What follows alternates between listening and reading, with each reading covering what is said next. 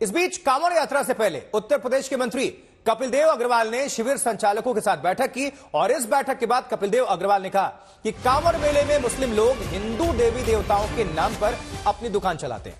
वो अपनी दुकान चलाएं, हमें कोई आपत्ति नहीं है, लेकिन वो हिंदू देवी देवताओं के नाम पर दुकान का नाम ना रखें, क्योंकि बाहर से आने वाले कांवड़िए वहां पर बैठकर चाय पानी पीते हैं और जब उन्हें पता चलता है तो उसमें विवाद का कारण बनता है। इसलिए मामले में पारदर्शिता होनी जरूरी है, जिससे बाद में कोई विवाद का कारण ना बन सके। कपिल देव अग्रवाल के इस बयान पर यूपी में सियासत शुरू हो चुकी है। विपक्ष ने सरकार पर धर्म के आधार पर राजनीति करने का आरोप लगाया है।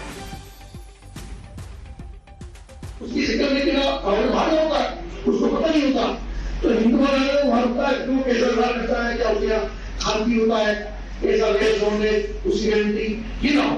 तो कम से कम रखे तो मुख्यमंत्री ने लिखा है कि प्रधानमंत्री से बाबा नाम के वो भी और इसी हिंदू देवी देवता के नाम से हिंदू के नाम से किसी मुद्दे में डाला हो, ताकि तो कंफ्यूजन होता है और बाद में पता लग जाता है उसके नाम से विवाद बढ़ने की संभावना है। उसको आप सुनिश्चित करें और घर वाले को बोल दीजिए, उसकी मॉनिटरिंग इस तरह के माध्यम से आप करें।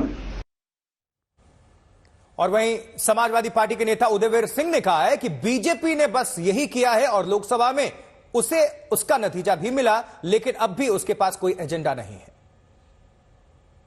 भारतीय जनता पार्टी जब से चुनाव हारी है तब से इनका सिर्फ सांप्रदायिक एजेंडा हो गया है।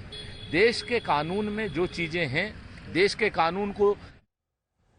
चलिए, प्रवक्ता सुरेंद्र सिंह को अभी आप सुन रहे थे कांग्रेस के। गिरिराज सिंह ने भी कपिल देव अग्रवाल के इस बयान का समर्थन किया है। पूरे देश में अयोध्या हो, बनारस हो या सावन में हर क्षेत्र में हाथ में कलेवा बांध करके अपने को हिंदू तरह दिखा करके वो दुकान खोलते हैं और वो ज्यादातर मुस्लिम समाज के वो दुकानदार होते हैं। मैं प्रशासन से अपील करता हूं,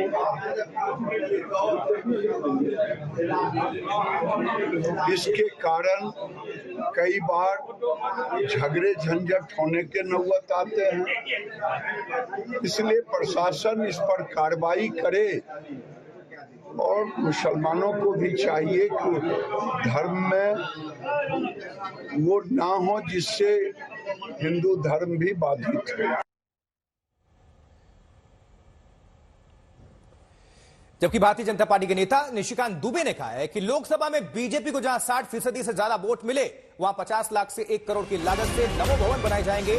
वैसे बूथ जहां पर मुस्लिम द्वारा हिंदुओं को प्रताड़ित किया जाता है और वहां भारतीय जनता पार्टी लीड करती है, वहां भी नमो भवन बनेंगे।